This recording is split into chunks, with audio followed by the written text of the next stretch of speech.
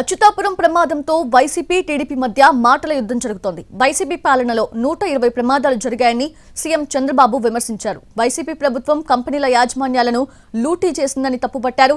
దీనికి చంద్రబాబు పాలనలో ప్రమాదాలు జరగలేదా అని జగన్ ప్రశ్నించారు. ప్రమాదాలు జరిగినప్పుడు ఎలా స్పందించామన్నదే ముఖ్యమన్నారు జగన్. 5 years ఒక్క ఇన్వెస్ట్మెంట్ రాలేదు. ఉండే ఇండస్ట్రీస్ మీద పడ్డారు వీళ్ళు.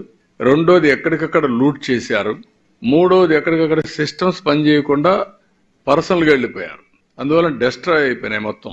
నాకే అర్థం కాదు. ప్రతి ఒక్క ఇండస్ట్రీలో యాక్సిడెంట్ అవుతుందంటే నాకు ఆశ్చర్యం వేస్తా ఉంది. ఏం జరుగుతా ఉంది, ఏమైపోతా ఉంది, ఎక్కడికి పోయారు వీళ్ళని. ఉన్నాయి ఆ ప్రాబ్లమ్స్ అన్ని. It will take some time.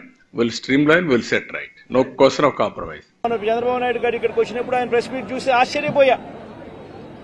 Jagan హయాంలో జరిగాయి ఘటనలు అని చెప్పి చెప్తాడు కానీ నేరాన్ని ఇక్కడ నుంచి డైవర్ట్ చేసే కార్యక్రమం చేస్తాడు. కానీ ఆశ్చర్యం ఏమిటంటే చంద్రబాబు నాయుడు ఇంతకుముందు 2014 నుంచి 19 ఆయన ముఖ్యమంత్రిగా ఉన్నప్పుడు ఆయన హయాంలో జరగలేదా?